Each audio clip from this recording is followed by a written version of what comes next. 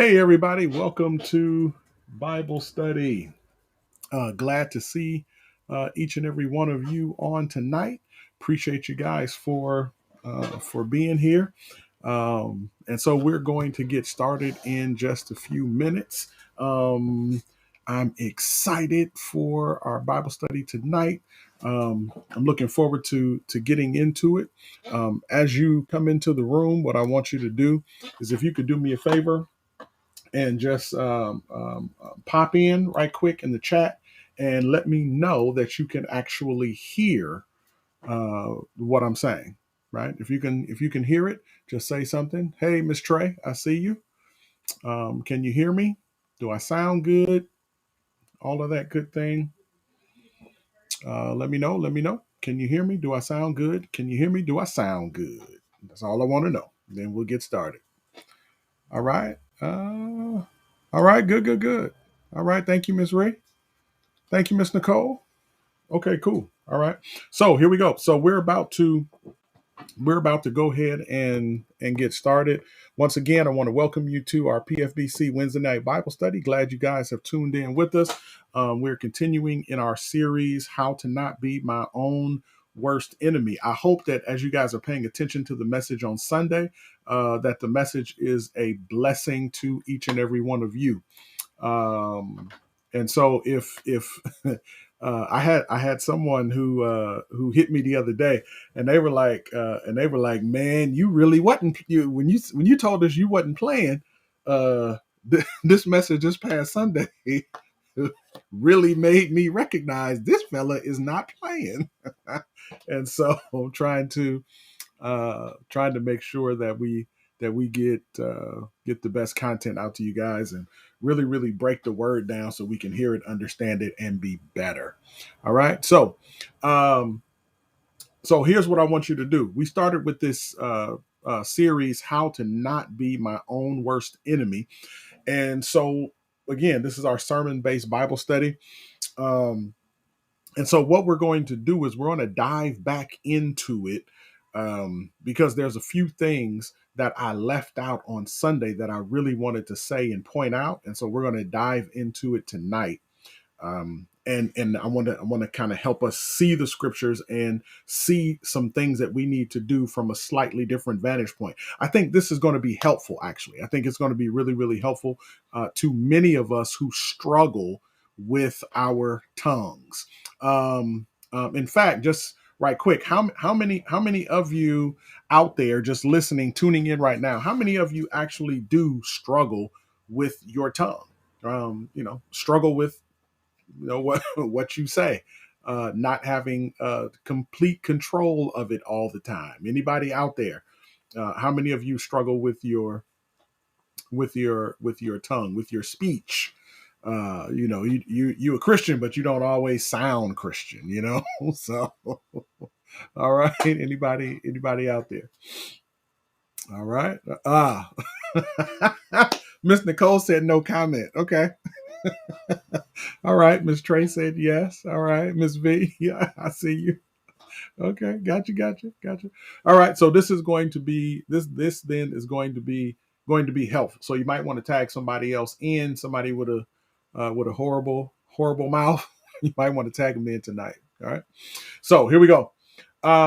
James chapter 3. Okay. Let's head over there. James chapter 3. All right. James chapter 3. And I'm going to be reading from the NIV version, I believe. James chapter 3. Once again, thank you for joining in. And want to remind everybody, we are testing, right? We are testing. So hopefully next week, I was working on it this week, but I didn't quite get it finished. So next week, we're going to try another thing where I can share my screen, and I'm going to bring in I'm going to introduce you guys to PowerPoint. And so we'll do our studies through PowerPoint and see how that goes. And then after that, I'm going to try to connect a handout to it so everybody can have a handout. We'll have PowerPoint, and we'll be looking like a classroom up in here in a minute. All right. So here we go. James chapter 3. And so we'll read through it one time and then I'll come back and then I'll highlight some things. So it says this: we all stumble in many ways.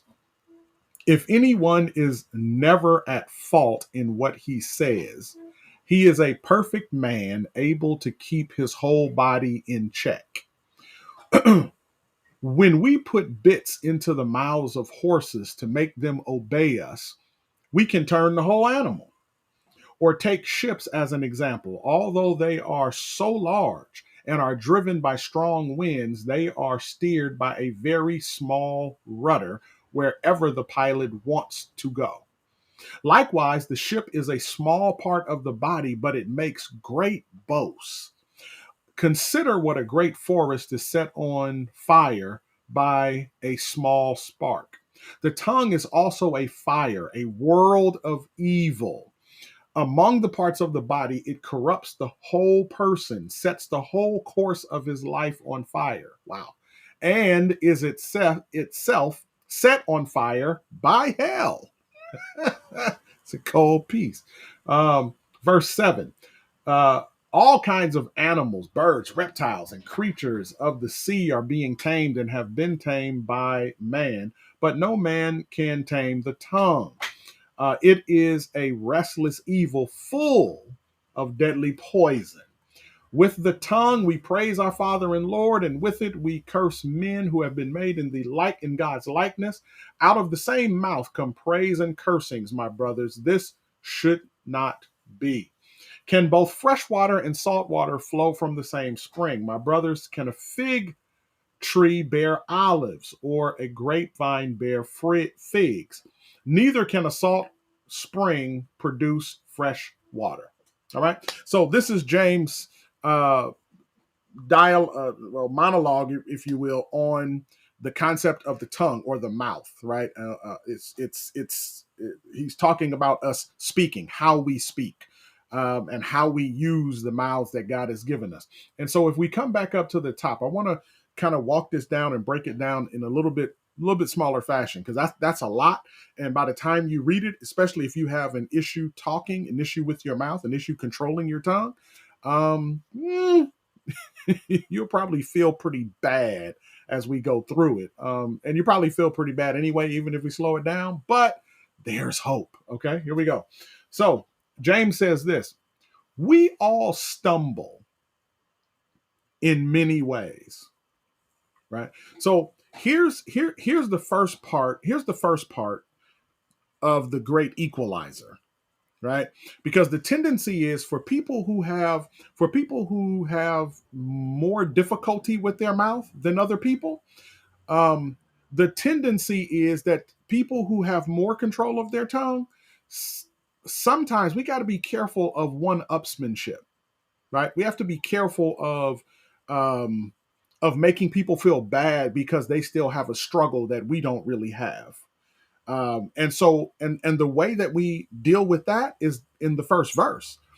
James tells you before we get into this, he says, we all, right? Underline that word all.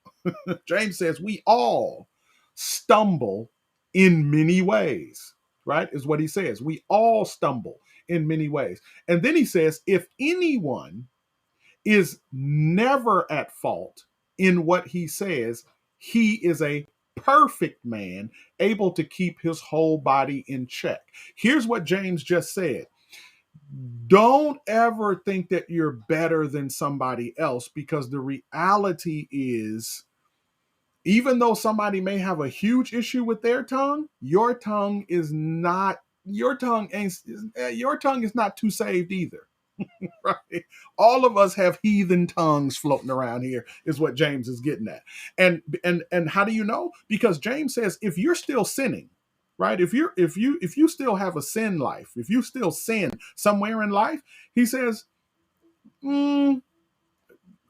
what comes with that is a bad mouth, is a bad tongue. Because the reality is, he says this: if I were able to tame my mouth, if I could just get my mouth together, James says, your body would follow, right? If anyone is never at fault in what he says, he is a perfect man.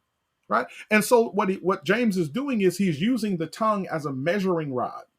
And what he's saying is, like, nobody could ever look down on someone else for their struggle, especially again if their struggle is they're trying to get their mouth together. Like, we cannot look down on each other because we struggle speaking. Like, we can't, because the reality is, see, here's the thing: I may not cuss, but I may gossip though, and I may not gossip, but I may throw shade, right? And I may not cuss you out or gossip, but listen, my sarcasm game is on point, right? And so I may not cuss, I may not swear, I may not take God's name in vain, but listen, my disrespect game, like, you can't beat me disrespecting anybody. Right? I may not cuss. I may not disrespect you. I may not gossip. I may not do any of that stuff. Oh, but my lying game, right? My ability to put one over the plate on you. Oh, listen. Some of us lie really, really well, right? And so what he's getting at is, he said, like, don't like, we got to be careful not to be looking down on other people, because the reality is all of us have a tongue problem, all of us have a mouth problem, right? It just shows up in different ways, shape, forms, and fashions. And so he says, if anyone is never at fault in what he says, he is a perfect man, able to keep his whole body in check, right? Verse 3, watch what he says. When we put bits into the mouths of horses to make them obey us, we can control the whole animal. Talked about that on Sunday, right? Verse 4. Or take ships. Okay, and I want to slow down here. I want you to underline some stuff. Watch this. Take ships as an example. Although they are, and I want you to underline these next two words: so large, right? Although they are so large and they are driven by strong winds, they are, underline this word, steered. Okay, steered by a very, underline this, small rudder, wherever the pilot wants it to go. Did you get that? You missed it. I give it to you again. Watch this. He says, take, for example, the ships, right? When you look at a ship, and he says, although they are so large, and you gotta listen, pay attention to what the author is doing. The author is comparing and contrasting, and he does this with a series of words. He says, although the ships are large, right? He's drawing our attention. He wants us to see the largeness of the ship. He wants us to see the bigness of the ship. He wants us to see the immensity of the ship. And he says, even though the ship is large and huge, it's a major, this major hunk of metal, right? He said, or back then it was wood. He says, although they are so large and driven by strong winds, they are steered, right? Again, steered. They are steered by a small, right? Small rudder. See, small. So he's contrasting large with small. This large ship is controlled by something small. And not only is the large ship controlled by something small, it is steered. In other words, the small thing steers this whole big thing, right? So you have something that's about you have I don't have nothing around. So you have something, this is my little earplug. So you have something this small, right? And picture something like this small, moving an entire house, right? Is what he's saying. Which means this, right? Which means this. And I want you to understand this. Your tongue, right? And write this down somewhere. Your tongue, he says, it is steered by a very small, no, he says it is steered by a very small rudder, wherever the pilot, underline this, wants it to go, right? So your tongue, my tongue, our tongues are directors. Okay, let that sink in. Our tongues, are are directors. I know, Miss Trey, I got to get better props. Our tongues are directors. Okay. What does a director do? A director tells something what to go or what to do, where to go or what to do. That's a director. And so what James is trying to help us understand is that your tongue is a director. Your tongue directs your tongue literally directs your life, right? Where you're headed in life, you're headed there because of your tongue, according to James. Because your tongue is a director. Notice what else he says. Verse 5. Likewise, the tongue is here's our words again, small, right? Notice what he's doing. Small part of the body, but it makes great, right? Underline that, boast. So small part, but big boast. Small part, great boast. Small part, great boast. Consider what a great forest, right? So now he wants us to picture a forest, the vastness of a forest, the largeness of a forest. He says is set on fire by a, underline, small spark. Okay? Small spark. So in other words, watch this, our tongue is small but has big influence. Okay? The tongue, it is small with big gargantuan influence. Okay? James says you can take a spark out to the forest and you can light a spark. And listen to me, and we're familiar with this in California, right? Because we got fires all the time. James says you can go out in the forest, light a spark, hit a spark, and you hit that spark, and you have a whole forest that catches on fire, right? Messes up everything, messes up the state, people dying, people losing homes, insurance companies going bankrupt, like all type of stuff, and it messes up stuff for years, right? It messes up the weather. Everybody's breathing in this stuff that's not good. It's messing up visibility for everybody. It's dangerous to be over there. People end up homeless. People get their money messed up behind all of this stuff. Everything burns down. It burns down people's valuables, right? Like when you think about all of that stuff that happens when you have a forest fire and that thing kind of gets out of hand, James wants us to understand that the same devastation in life is also caused by the human tongue. So the tongue and the tongue, like the tongue is not huge and big. Tongue is real small, right? But literally it has the ability to set everything on fire and mess it up for everybody. That's the tongue, right? That's the tongue. And so he says this, verse number 6, he says the tongue is also a fire, right? A world of evil. So write this down. Your tongue can be a treasure trove, right? Or a treasure chest of evil. Okay? The tongue can be a treasure chest of evil. All right. See, think about it this way. And isn't this true, right? Just think about it. Isn't this true? Isn't it true that almost every kind of evil that we know of can come from what we say, right? Isn't that true? Like haven't we messed up families because of our talk, churches because of our talk, friendships because of our talk, marriage because of our talk, right? Haven't we messed up a lot of stuff simply because of what we say, how we say, when we say? Right? Isn't that true? And so he says this. He says the tongue, he says this thing is a world of evil. And then he says, among the parts of the body, it corrupts the whole person, sets the whole course of his life on fire. Oh my God.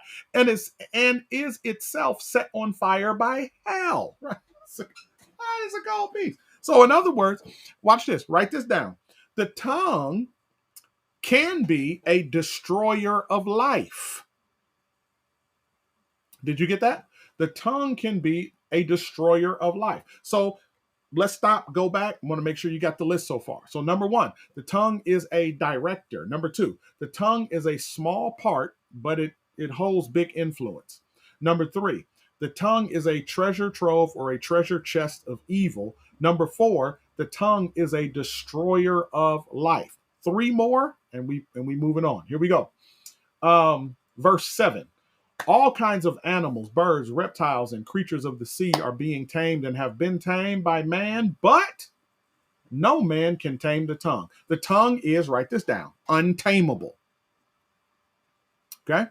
The tongue is untamable, meaning that you can never get full control of it, right? You can manage it better. The tongue is sort of like a tiger, right? It's kind of like this is probably a good example. It's kind of like a tiger. And if you've ever seen, and I've seen a bunch of footage where you have trainers who are training tigers and that kind of thing, and so a good trainer will have their tigers trained, and they'll tell them what to do, and the tigers will do it, and that kind of thing, and they do the whip with the chair, and and they got all type of little things that they do to kind of trigger the tigers and to move them here, move them there, and all that. But if you keep watching and you pay attention long enough, every now and then, right? Listen, that tiger gonna recognize and realize, hey, I'm a tiger. And who is this fella trying to tell me what to do? And because you can train a tiger, listen carefully. You can train a tiger, but you can't tame a tiger. Let's get that in. You can train a tiger, but you can't tame a tiger. And the tongue is like that. You can train your tongue, but you can't tame that thing.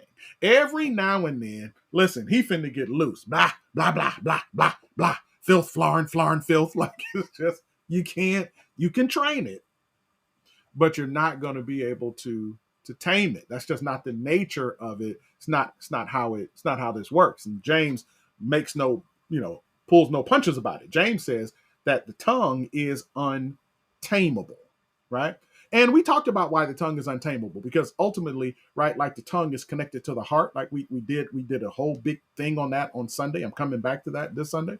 But James lets us know that the tongue is untamable, and ultimately it's untamable because the tongue is connected to the heart. And Jeremiah says that our hearts are beyond cure. And so if our hearts are beyond cure and our mouths are connected to our hearts, hence that is why the tongue is untamable, because the hearts can be better, but they don't get cured.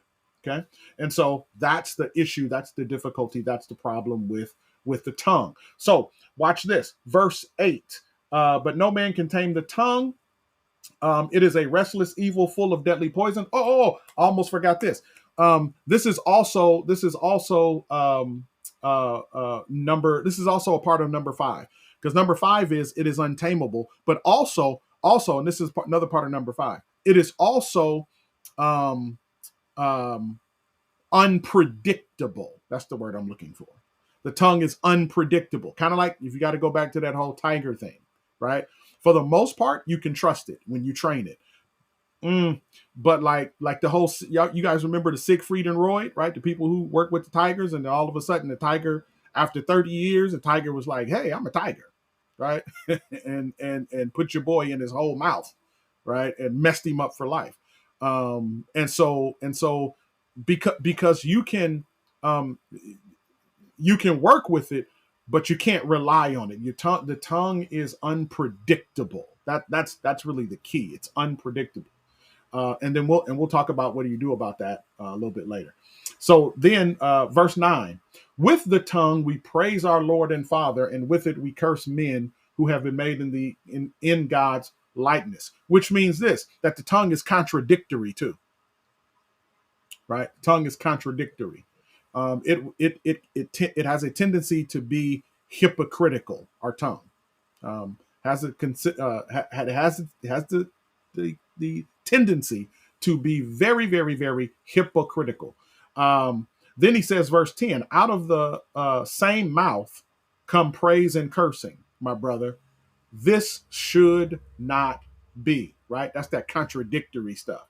Can both freshwater and saltwater flow from the same spring? And like I said on Sunday, right? Like most of us don't understand this because we don't live in the country. We don't live in areas where we get our waters from springs and, different water sources like that. But this is a very, very, very big thing for the people who lived in this day and time, because they didn't have spigots that they could go to and cut the water on and the water came out. No, these people got their water from particular sources, and they had to be very, very careful about where they got their water, because just going and getting raw water flowing somewhere, you got to make sure that this water is drinkable. You have to make sure that it's not filled with all kind of stuff, and then you have to make sure that it's not salt water or brackish, because you'll fool around and kill yourself drinking salt water or brackish water.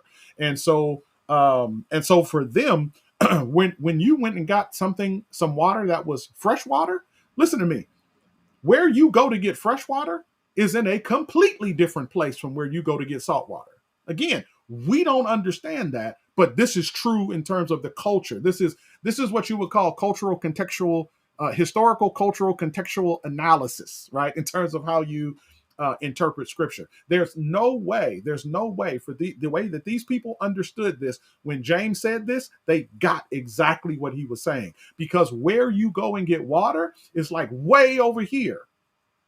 And where you go to get salt water is like way over there. They're two completely different places. You don't have salt water here and then fresh water here, and then maybe it gets mixed up. That's not what James is conveying. What he's saying is literally these two things come from two different places. So when James talks about out of the mouth, verse 10, come praise and cursings, he says, my brother, this should not be, right? He says it shouldn't be. Why?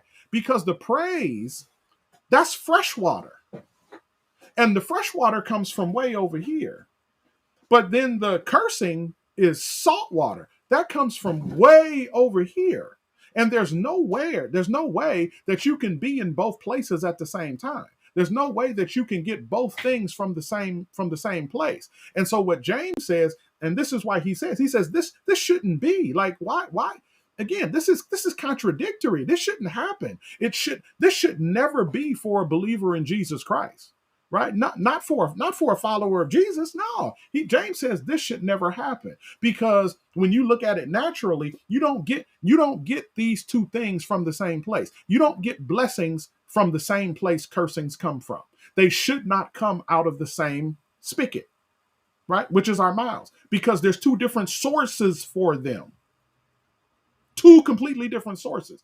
And so he says, verse 12, my brothers, can a fig tree bear olives or a grapevine bear figs? Again, he's driving home the same point, right? Neither can a salt spring produce fresh water. See what I'm saying? If you have a salt spring, you're not going to get fresh water out of it. If you have a pear tree, you're not going to get apples out of it. And okay, here's another thing that James is also helping us understand. Not only are our mouths contradictory and hypocritical, our mouths are also unnatural. They defy nature. Right? So the mouth, when we praise God, like, and I'm sure, right? How many of us have been to church? And we kind of say this, right? You be in church, you be in there praising God, and folks lifting their hands and dancing and shouting and hallelujah, thank you, Jesus, hallelujah, right? And then somebody step on somebody's toe, right? Filth, flarn, and filth. James says, wait a minute. right? And what James wants us to do is he actually is pushing us to pick, right? Are you at the freshwater source really? Or are you at the salty water source really? See? Are you at the salty water source pretending you're at the freshwater source? Right? But you're really at the saltwater source? Right? Or are you really at the freshwater source? Like which one is it? Right? And so James kind of pushes us to make a decision. And so the tongue can be it's unnatural. It's not it doesn't, it's broken. That thing don't work right. right? Is what James is getting at. So the question is, what do you like? What do we do about that? Like, how do we handle that, right? How do we maintain? How do we manage being able to handle the difficulty of our tongue? Okay, so here's what I need for you to do. Turn with me to Ephesians, Ephesians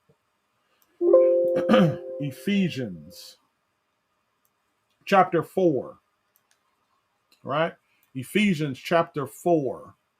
Okay. I want to show you something. Ephesians chapter 4.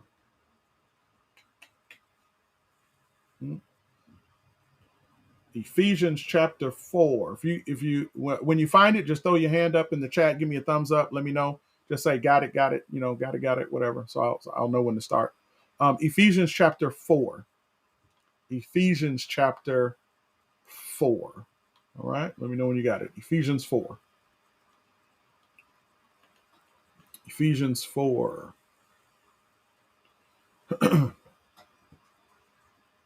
Hey, Miss Topaz, good evening. Welcome. Ephesians chapter 4. You got it? Okay, good. I see the thumbs up coming in. Good. Okay, so here we go. Pick me up. Ephesians 4, pick me up at verse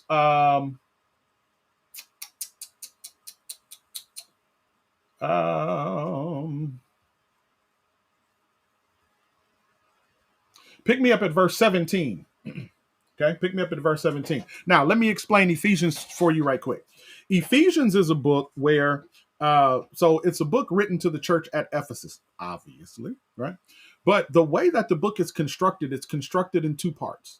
Okay, chapters 1, 2, and 3 are neatly constructed as theology. Okay, so you learn theology in chapters 1, 2, and 3. You'll learn about God. You'll learn theology proper in Ephesians 1.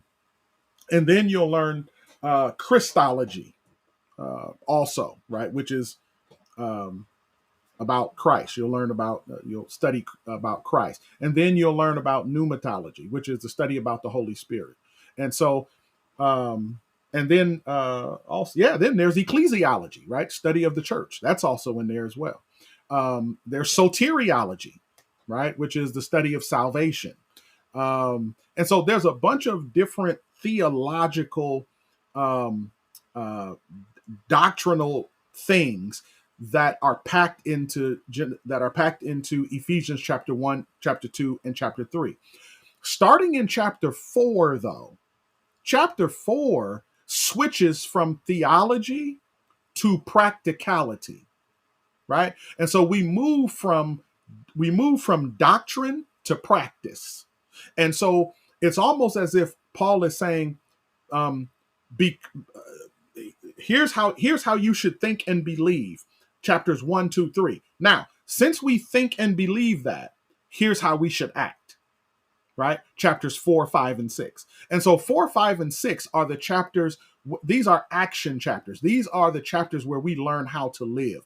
These are the chapters where we learn what to do based upon what we say we believe. So Paul says, here's what you should believe. Now, if you actually believe this, then it should produce this, right? Is what he's saying. So that's chapters 4, 5, and 6. Is everybody with me? So pick me up. He says, matter of fact, pick me up, verse 17. Paul says this. So I tell you this and insist on it in the Lord, that you must no longer live as the Gentiles do in the futility of their thinking. You see, right there. Notice he's already in it. He's already shifting in verse 17. He shifted way before, but he's digging into his shift. Because notice what he says, and I want you to underline some stuff. He says, so I tell you this and insist on it in the Lord, that you must no longer live as the Gentiles do. Now, the word Gentile, okay, is being used in a different way here. The word Gentile meant in biblical days, it meant someone who was a non-Jew. Okay, someone who was not Jewish in nature. You were something else, but you weren't Jewish. The word Gentile began to take on, as the church age became about, the word Gentile began to take on a different nuance of meaning. And the word Gentile began to be referenced as anyone who did not have a covenant relationship with God through Jesus Christ. Okay. So if you were not, so in other words, if you wasn't saved, right, they would refer to you as Gentiles, right? Whereas before, when the revelation was only about being Jewish and the Messiah was coming and the Messiah had not came, if you were a Gentile, it simply meant that you were not a Jew. You were not in covenant fellowship with God through the Jewish line. But after Christ had come, the word Gentile took on a different meaning, which meant that, if you didn't have a covenant relationship with God through Jesus Christ, you were considered a Gentile. So he says this, verse 17, I tell you this, and I insist on it in the Lord, that you must no longer live as the Gentiles do. In other words, he's talking to people who are saved. He's talking to Christians. And in talking to Christians, he says, you guys have to stop living like people who don't have a covenant relationship with God. Right? Why? And why would he say that? Because he had a group of people who were living their lives as Christians, but you couldn't tell the difference between them and people who didn't know God. And so Paul says, okay, based upon everything I just told you about this guy Jesus and about, salvation and theology and Christology and so all that stuff that we just learned, Paul says this is how it needs to start looking, right? This is how your lives need to start looking. So he says, so I tell you this and insist on it in the Lord. I like how Paul does that, right? Paul just throws Jesus in there as a little schmooze over, right? He says, and I insist on it in the Lord. I like that. He says that you must no longer live your lives as the Gentiles do, as the unsaved people do, in the futility of their thinking, right? And then he says, verse 18, they are darkened in their understanding and separated from the life of God because of the ignorance that is in them due to the hardening of their hearts. In other words, they're closed off to what God is revealing. They're closed off to the idea of living the way God wants them to live. They're closed off to it, right? Is what he's getting at in verse 18. They are darkened in their understanding and separated from the life of God because of the ignorance that is in them due to the hardening of their hearts. Verse 19, having lost all sensitivity. Underline that, okay? Underline that. Having lost all sensitivity. They have given themselves over to sensuality. That's all type of sexual stuff. So as to indulge in every kind of impurity, and they are full of greed. One version says, and they do it with greed, right? And so I want you to underline, having lost all sensitivity. That, woo. When he says having lost all sensitivity, what that means, that means so many things on so many different levels. But having lost all sensitivity means you no longer feel. Right? You've gotten to the point in life where you don't feel. And one of the most dangerous places a Christian could ever be is when we get to a place in life where we don't feel when we do wrong. Right? When our mouths can just go and we don't even feel it anymore. When we can do the things we do and not feel it though. Oh man, because having lost all sensitivity is not a description of saints. That's a description of sinners. And that should never be a description of saints. So he says, having lost all sensitivity, they have given themselves over to sensuality so as to indulge in every kind of impurity, and they are full of greed. Verse 20. That, however, watch what he says. That, however, is not the way of life you learned. Right? This, in other words, that's not how you should be. Right? Our lives should look qualitatively different than how other people's lives who don't know Christ look. So there should, in other words, you should be able to tell the difference between a believer and a non-believer just by watching how we live.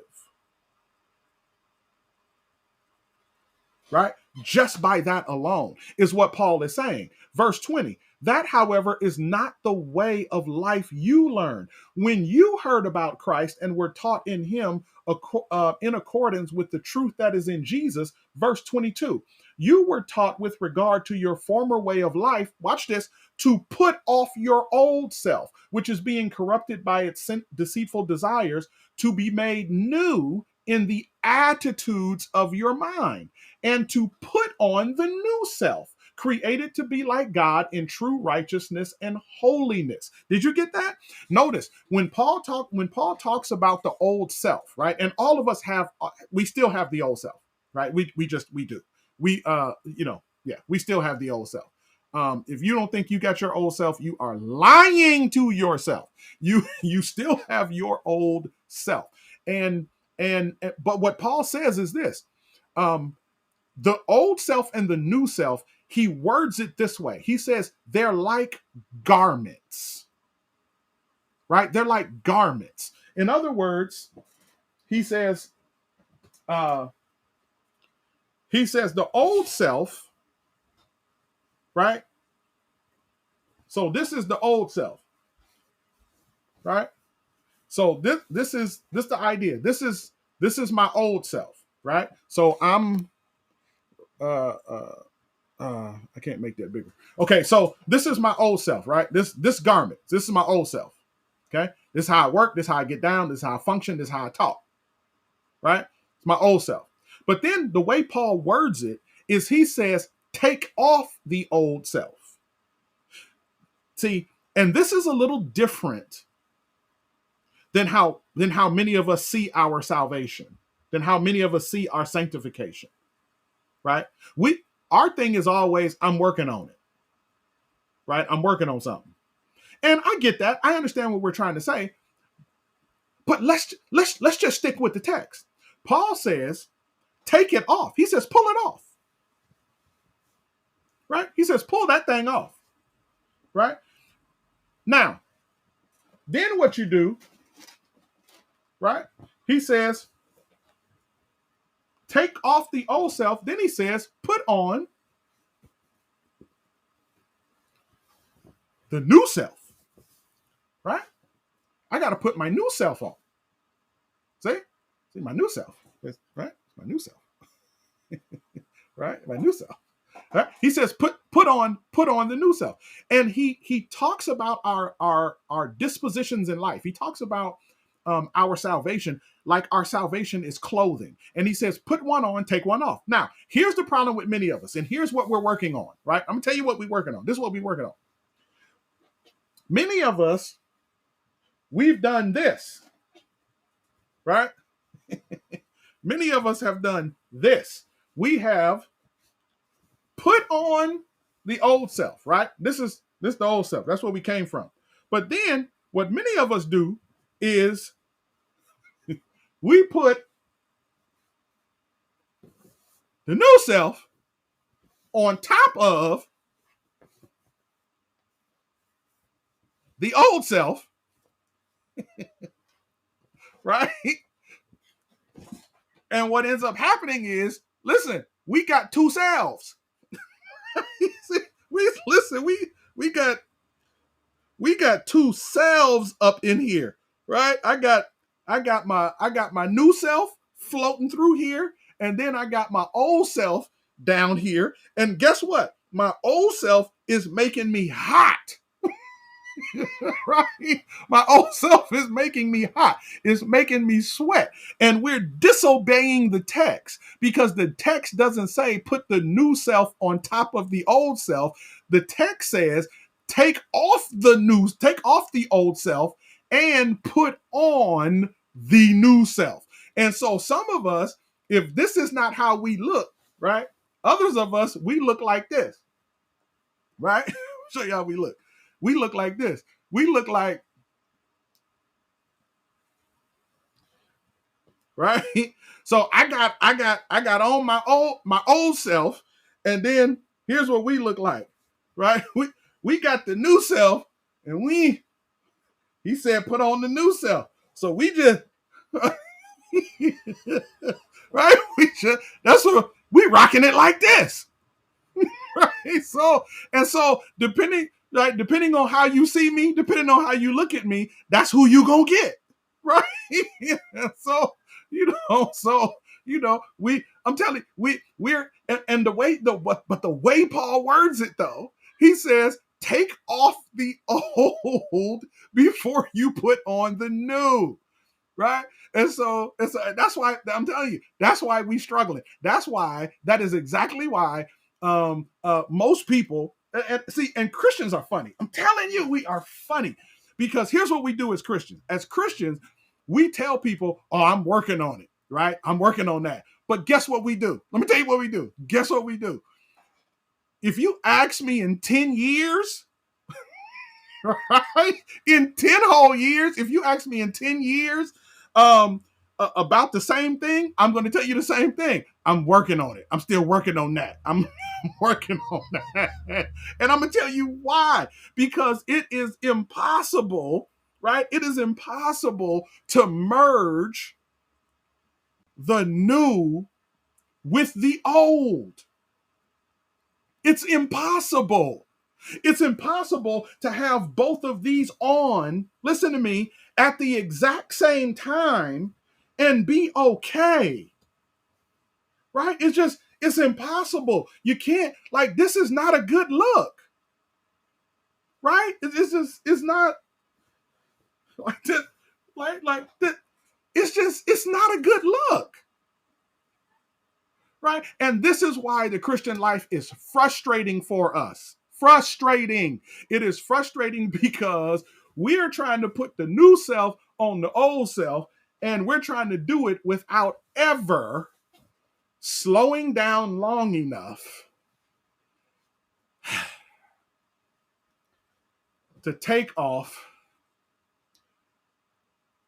the old self.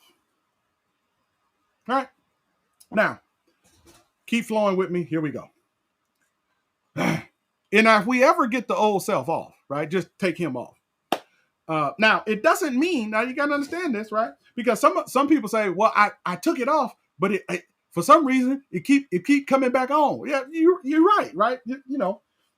But here's what you need to do. Instead of having the old self on and then putting the new self on top of it, what we need to do is take off the old self and then put the new self on first. Because once we have the new self on first, the new self that's what's closest to our body. That's the default.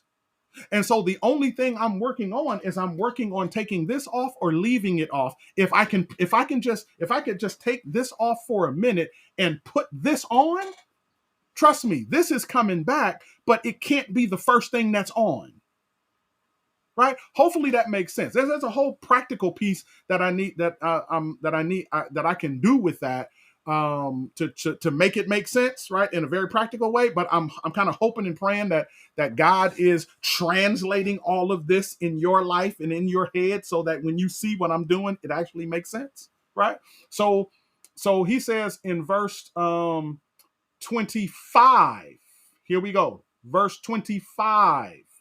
He says, therefore, each of you must put off falsehood and speak truthfully to your neighbor, for we are all members of one body. Now, here we go. Here's what I want you to write down. How do you get control of your tongue? Because James just made us feel super bad about what our tongues are and how our tongues function. And so the question is, how do I get control of my tongue? How do I handle my tongue when my tongue is out of control. In fact, how do I stop my tongue from getting out of control? Right? How do I do it? Here we go. Number one, you have to think before you speak. Okay? Let that sink in. You have to think before you speak. Think before you speak. The Bible says it this way: be quick to listen and slow to speak. And many of us, we got way too much to say way too fast. One of the things I tell couples all the time is this: don't conclude before you understand. Right? You cannot come to a conclusion before you understand. I get couples all the time, and somebody will be mad at somebody else, and somebody is, this, that, or the other. And I'll ask them, I'm like, well, why are you mad? Well, what did you get mad at? And they'll say, well, blah, blah, blah, blah, blah, blah, blah. And then I'll come back and I'll ask, like, is that what you meant? And the person will be like, nope. And and it's like, wait. So you got mad for nothing, right? Because you concluded before you understood, right? And so the first thing, listen, you got to think before you run in your mouth. Think before you speak. Think. Take some time, slow down, think. Now, what do I mean? I'm going to use think as an acronym. So here we go. T in think stands for truthful. Okay? You want to be truthful. Look at verse 25 again. Now, again, this is Paul talking to believers after he just taught us in chapters 1, 2, and 3 how to believe, what to think, right? He just taught us theology in 1, 2, and 3. And then he starts in chapter 4 with, now this is how you should live. And then we just read the whole piece where he says, don't live like the unsaved people do. Don't do that. Right? And then he walks us down through that whole piece. And then we come down to verse 25, and verse 25 says, therefore, right? Therefore, a conclusionary term. In other words, because of everything I just told you about taking off the old self and putting on the new self, and no longer living like the Gentiles live in the futility of their minds, and because their hearts are darkened and they done lost all feeling. And like he says, therefore, right? Since I've just explained all of that to you, he says, each of you, right? Each of you, say that with me. Each of you. Okay? Say that with me. Each of you. Let me tell you who he's talking about. You and me. Right? He says, each of you must put off falsehood. Okay? Put off falsehood and speak truthfully to your neighbor, for we are all members of one body. Right?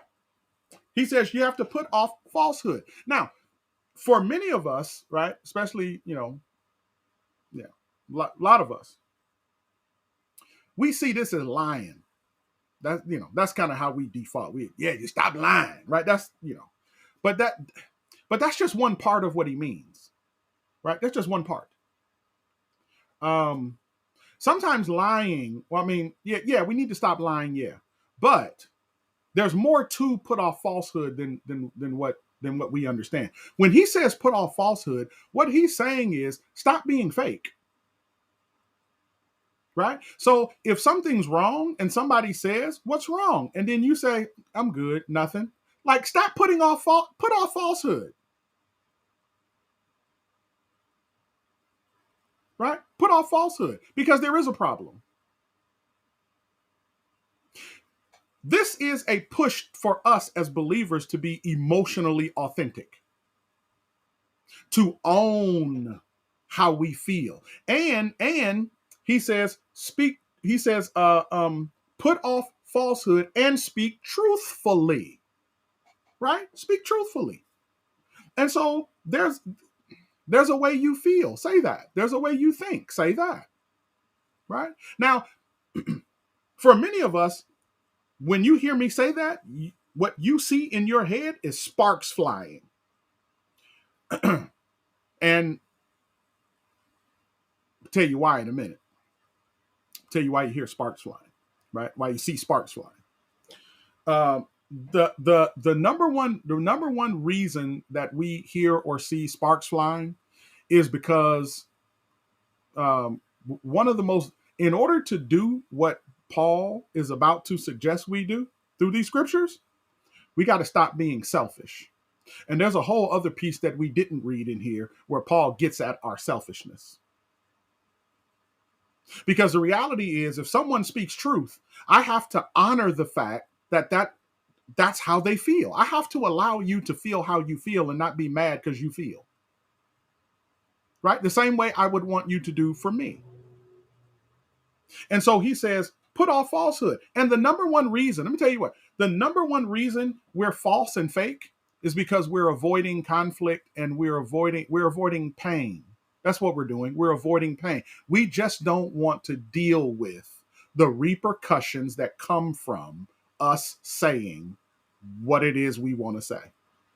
That's really the problem, right? And here's what happens. Like this is not a like this is an imperative, is what he's saying. This is an imperative. In other words, this is how we should live. This is not a suggestion.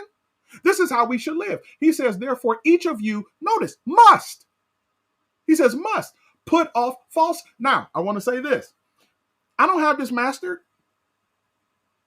right? And I just want to say that because when we start getting into stuff like this, the tendency is for you guys to feel guilty because I'm presenting it and I'm presenting it in a forceful way.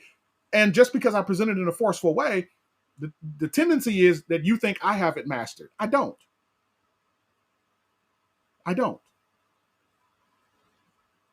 Right? I don't. But I can't not teach the text. Right? I got to teach the text. I'm a student too. So he says this, because sometimes I'm preaching or teaching and I say something and I'm like, boy, that was good right there. Right? God, teach myself sometimes. So therefore, each of you, he says, must put off falsehood and speak truthfully, right? Speak truthfully to your, dang, it's 8:00 already. And speak truthfully to your neighbor, right? Speak truth. In other words, and these two things, and I want you to write this down, right? I want you to write this down. If it's not true, don't say it. Okay? That's the first way you train your mouth. If it's not true, don't say it. If you don't know it's true, stop talking. If you can't verify it's true, be quiet.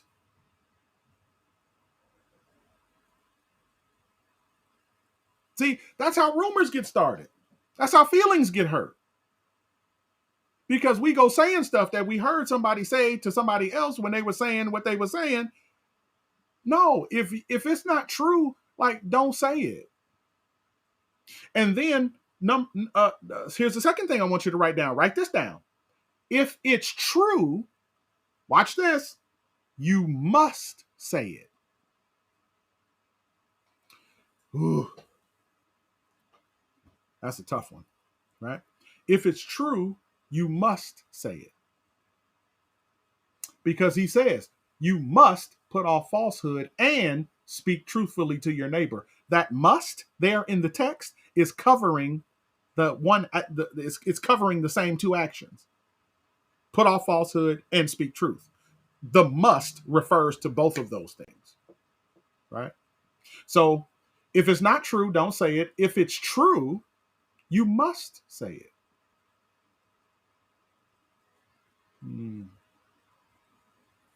I can already see y'all like, I'll join Coleman next week. Right? Stay with me. I promise you we're going to get through this. Here we go. H, right? Think. H. T is for truthful. H. Is it helpful? Right? Is it helpful? Watch Ephesians 4:29. Do not let any unwholesome talk come out of your mouths, but only what is, underline this, helpful. Helpful. Right? Helpful. Right? For building others up according to their needs, that it may benefit those who listen. And so the question is, if you're going to say something, right? If you're going to let something come out of your mouth, here's a question that, should I say it or not say it? Well, here's a question. Is it helpful? Right? Does it help? See? Is it helpful? Watch this. And the question is it helpful? And watch the context of it. But only what is helpful for building others up. Oh, so this has nothing to do with it being helpful for me to get something off of my chest. Remember I told you about selfishness? See, is it helpful? And some of us, we've already concluded, well, yeah, it's helping me. It's helping me to get it off my chest. No, that's not the emphasis. The emphasis is on other people. The emphasis is on the person that I'm interacting with. And so the question is, what I'm about to say to them, is it helpful? Is it going to help them?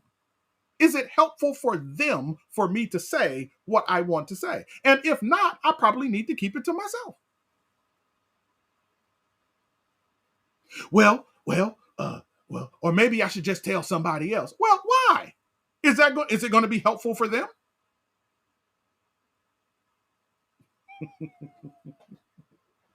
See, listen, right? Some of y'all bow. You just feeling like this, bow. I'm sorry, but here we go. Right? H, is it helpful? And you might want to ask this question, right? What is my true intention? Right? In other words, what am I trying to do? If you're going to say something, you're going to say something to somebody, you're going to share something with somebody, you might want to ask this question. What am I trying to accomplish? Right? What is my intention? Is it just to get somebody told, or is it to help them?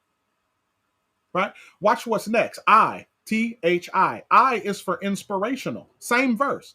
Do not let any unwholesome talk come out of your mouths, but only what is helpful for building others up. According to their needs, that it may benefit those who listen. There's nothing in there about us. Everything in there is about somebody else. And what he says is, and here's the question. Here's the question that you want to ask. If I say what I'm about to say, does it build up or tear down?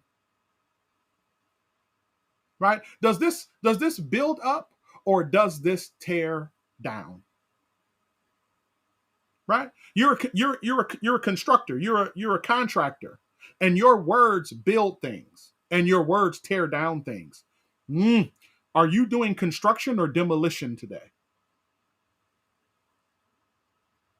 Because the text says, do not let any unwholesome talk come out of your mouths, but only what is helpful for building others up according to their needs. Oh, so now I got to pay attention. I have to pay attention. Watch this. I have to pay attention to what people need in order to know what to say to them to build them up. So in other words, I can't just have a bunch of quick sayings that I drop off to people thinking that I'm building them up, because each buildup is customized to the person. Remember what I said about selfishness? That it may benefit those who listen, right? And then in, right? In, T-H-I-N. In stands for necessary. Is it necessary? What I'm about to say, what I'm about to share, what I'm about to spout, right? Is it necessary? Okay. Watch what he says. Same verse. Do not let any unwholesome talk come out of your mouths, but only that which is helpful for building others up according to their needs, according to their needs. So the question is, does this need to be said? What I'm about to say, does it need to be said? And is it even relevant to the conversation at hand? Right? So is it necessary? Do I need to say this? Okay. Is what I'm about to say necessary, or could I not say it and have the same effect? Right? That's N. Now, K, last one, right? And we're done. Last one. THINK. Here it is. Is it kind? K is for kind. Is it kind? Jump back up to Ephesians 4, verse 15. We started at 17. We didn't read 15 because I just wanted to save it for this. Watch what he says in verse 15. Instead, speaking the truth in love, we will in all things grow up into him who is the head, that is Christ. Whew. There it is. Right? He says, see, now here's another reason why we hear sparks. Right?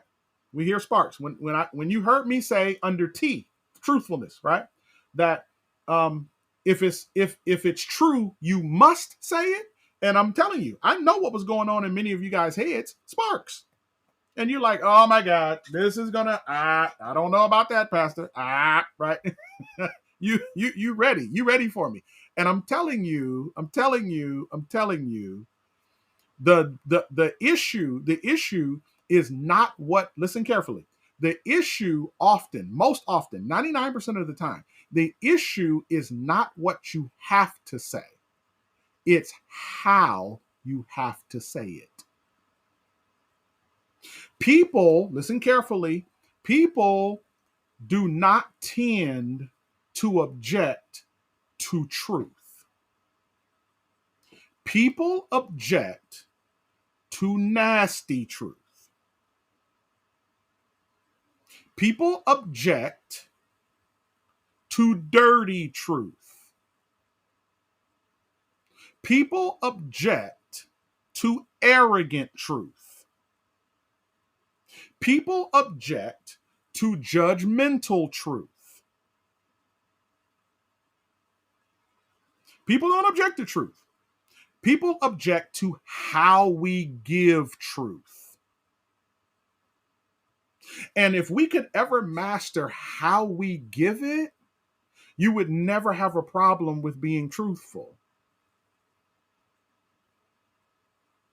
Right? Now, there's a whole other teaching that I need to do on how we need to learn, how we need to hear, right? So because we did all of this from the perspective of the speaker, I need to do something on the perspective of the hearer, but that's another sermon series and that's another day, right? But from the perspective of the speaker, we have to speak the truth, but we have to speak the truth in love. And here's the problem with speaking the truth in love. The problem with speaking the truth in love is that we don't love. That's the problem. Because love is all about the next person.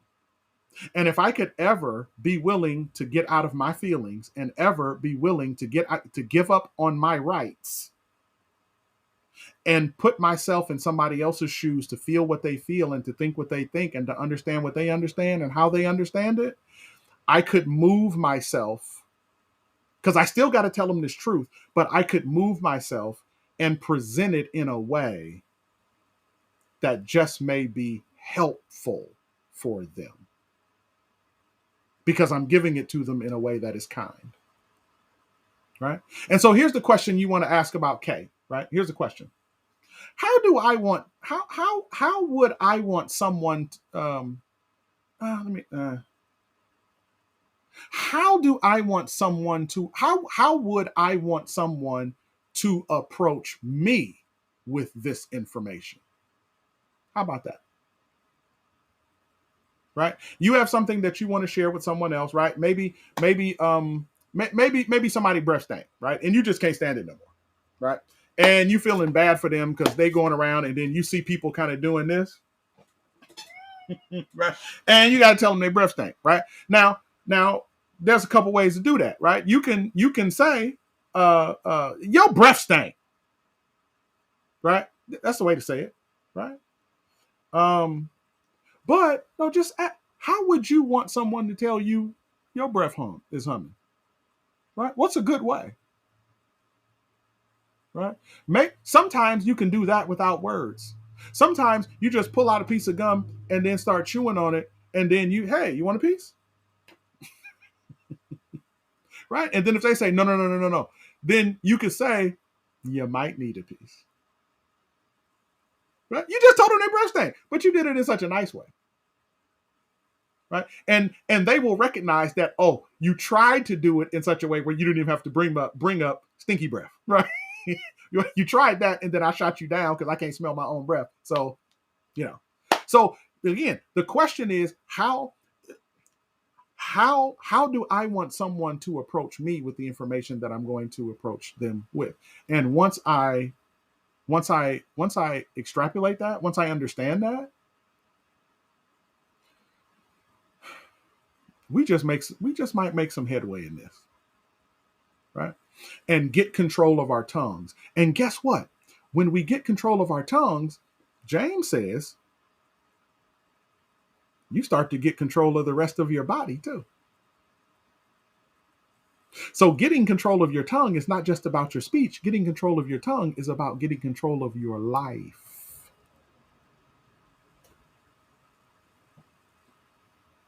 All right. Thank you guys for coming. Give me a few minutes. I know we're a little bit over 15 minutes. So if you have any questions, just type out the word question and then put your question next to that so I know that it's a question. And then we'll take questions for just a few minutes, and then we'll pray and let everyone go. Appreciate you guys tuning in tonight. Hopefully this was a blessing to each and every one of you. And so if you have any questions for me, just type out the word question and then put your question next to the word question, and I'll answer it. Make sure it's on topic though.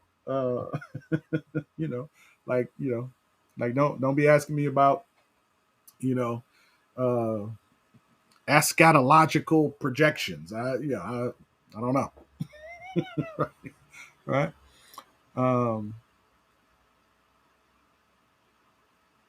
Okay. So how do you respond to question? How do you respond to sinu? What is sinu? What is sinu? Somebody help me. I know. There's a word sinew, which is like a tissue. It's a in Bible times that was another word for the tissues of the body. But I'm not sure what that means. Sinew. If you could retype it, and someone who asks how you're doing and you are just not ready to respond yet. Oh, okay, good. Yeah. So there's got to be a way for me to put this on the bigger screen, so I'm not having y'all look in my nose. And so yeah, Miss Reed, that's a great question. If somebody is asking you something and you're not ready to talk about it, just say that, right? Because that's truthful. Just say that, and just say, there is an issue, but I don't want to talk about it right now, and I would appreciate if you would give me a little space, and then we can talk about it a little later, right? That's always appropriate, rather than just saying nothing, right? Because oftentimes what will happen is this: depending upon where people are emotionally, once you say nothing, they check out. And then when you come back with something, you're going to cause a bigger problem, because they're going to call you on, well, I asked you, and then you said, but now it's something, right? And so now we're on a whole different argument. So yeah, if someone is doing that and they're asking, hey, what's going on, and you don't feel like talking about it, just say, I got an issue and I need some time to process it. So if you can give me some time, think about it, I'll come back and then I'll share with you what's going on. Right. That's always appropriate. Okay. Um, any other questions?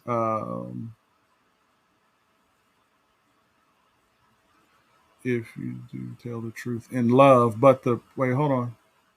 If you do, okay, so make sure you guys put question behind your questions because I'm looking for the word question and then the question. Just so you know. All right. So if you do tell the truth in love, but that person still doesn't want to hear it, what do we do? Nothing. Nothing. We've done our due diligence. We've done our job. That's the only requirement. The requirement is to speak the truth in love. See, one of the things that we have to be careful of but thinking that doing the right thing produces the right outcome. Right? We cannot control outcomes. We're responsible for our actions. Right? We're responsible for doing the right thing. And when we do the right thing and someone doesn't receive us doing the right thing the right way, listen, I've done what I was supposed to do. And at that point, the ball is in their court. See, and once the ball is in their court, they're responsible for they're responsible for dribbling at that point. Um, yeah, they're responsible for dribbling. You're only responsible for doing your part. And I know that's a real question, like a serious question, because I've had it done to me where I had a conversation with someone one time and I told them I didn't want to have the conversation with them, and I told them because I said and I told them because I had to have a conversation with someone about them. And it was about how they handle information. And I told him, I says, I need to say this to you, but I don't want to say this to you because I'm afraid that if I tell you what I tell you, I'm going to become your new enemy. Um, and that's not what I'm intending. I want to help. I want to be a help. I want to be a support. Right. And I laid it out and told them what I needed to tell them. And like you said, in love, approaching them, did everything, kid gloves, whole nine. And from that day to right now, I'm still the enemy. But I did what I was supposed to do. It's not on me at that point. And so this does not exist without risk, just so you know. It doesn't exist without risk. Um, but we have to be obedient to truth. Um, so hopefully that makes sense. Um, um, Someone who asks, "How are you doing?" Oh, no. Okay. I'm too far down. Okay, here we go. Miss Loretta, you are welcome. Thank you for tuning in. What if you're never ready to talk about it? Okay, all right, Ben, I got you. What if you're never ready to talk about it? That's probably a bit more of a nuanced conversation, uh, meaning trying to figure out why someone is never ready to talk about it. Because there's only a couple of scenarios that I can picture in my head that someone is where someone is never ready to talk about it. And again, I'm saying it from the standpoint of the speaker, not from the standpoint of the hearer. If you're asking the question from the standpoint of the hearer, towards someone who's speaking, then you got to let me know because I'm going to address this from the standpoint of the speaker. So if I'm a speaker and there's something that I need to say or have to say, and I never am ready to say it, um, one of two things. One, Um, it's probably because there's something deep in me that's hurt, and I need to heal from my hurt. And what I may need to do, in all honesty, I may need to go sit on somebody's couch, so I can get inner healing, so that I can release the stuff that's inside of me. Because ultimately, when there's stuff inside of us that we need to get out, there's truth that we need to say. If we don't get it out, really all it does is it eats us up from the inside out. And some of the, and we'll talk about this in another way in a much more detailed fashion. But things, some lot of times, people think, well, I don't want to say the wrong thing, so I'm just not going to say nothing, right? Well, there's a truth to that, but then there is a truth that we need to say. And if there's a truth that we need to say and we don't say it, what ends up happening is that we end up swallowing that stuff. And when we swallow it, it turns into resentment, anger, and a bunch of other stuff, depression. It turns into other stuff that we really don't want to deal with. So if a person is never really willing to talk about it, one is probably because there's some deep hurts there and they need to probably sit down with someone and to work through those hurts so that they can release it. The only other thing I could think is that they're not mature. And it's time to, at that point, they need to grow up. They need to mature. And they need to be able to trust God to do the hard thing that God is requiring of them to do.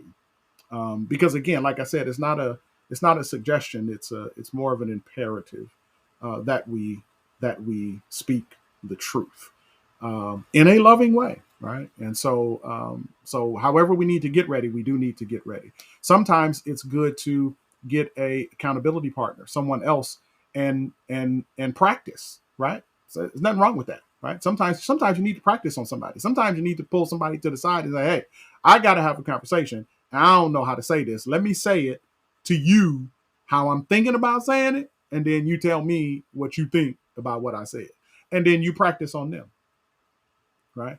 And then they'll tell you, And so again, sometimes it's because it also could be I don't know how to say it thing too. So accountability partner may come in handy with that. So hopefully that helps.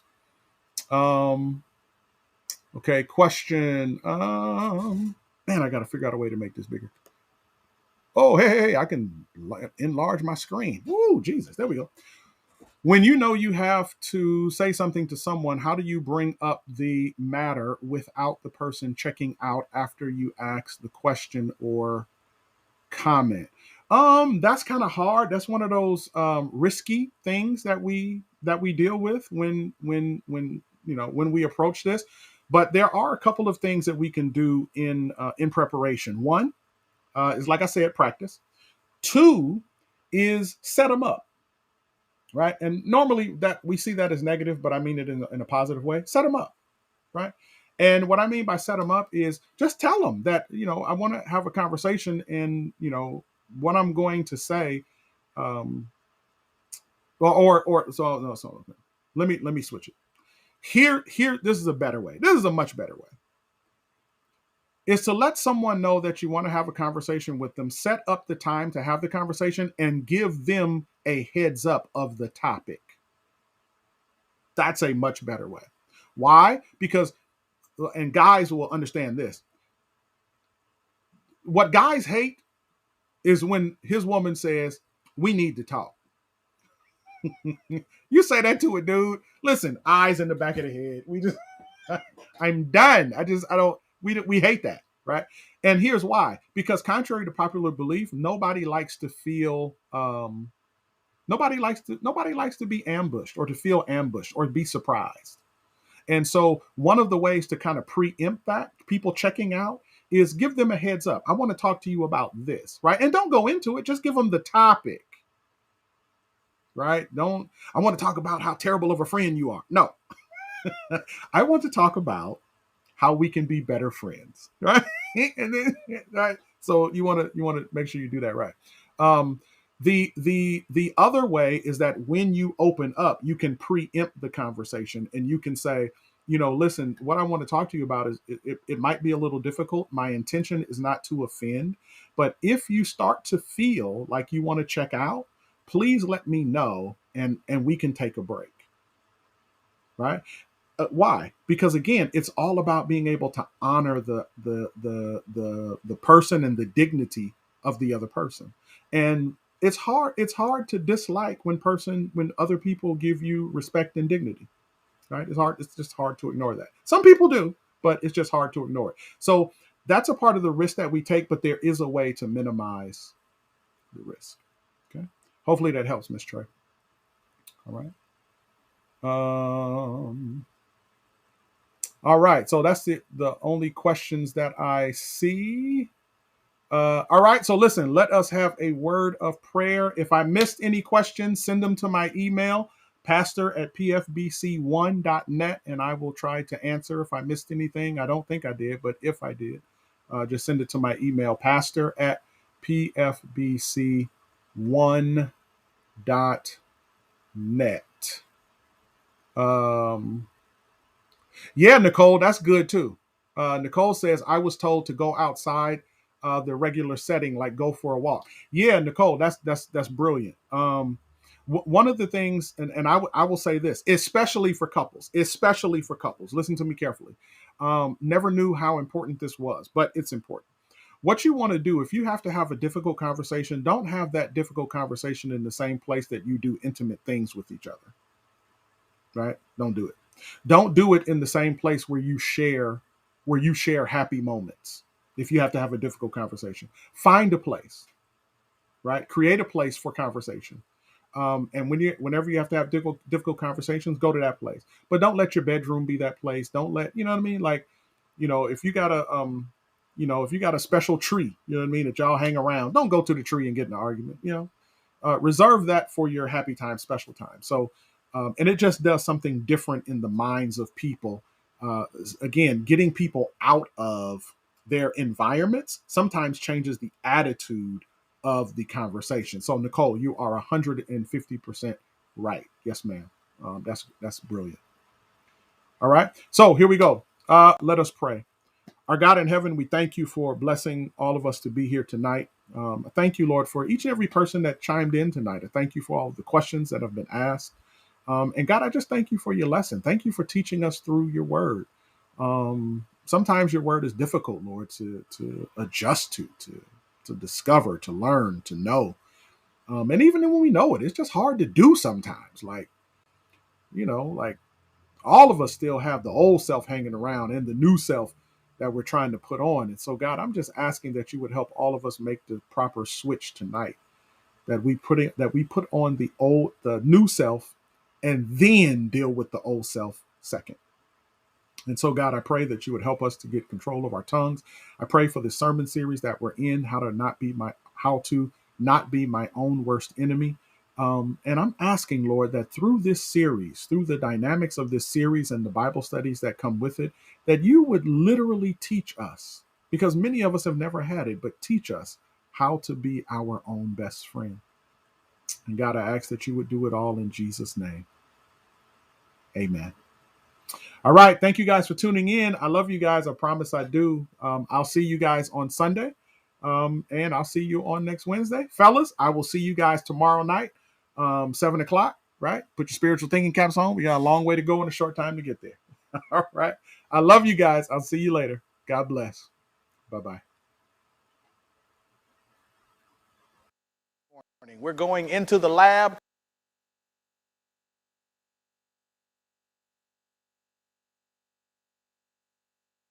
And we are going to do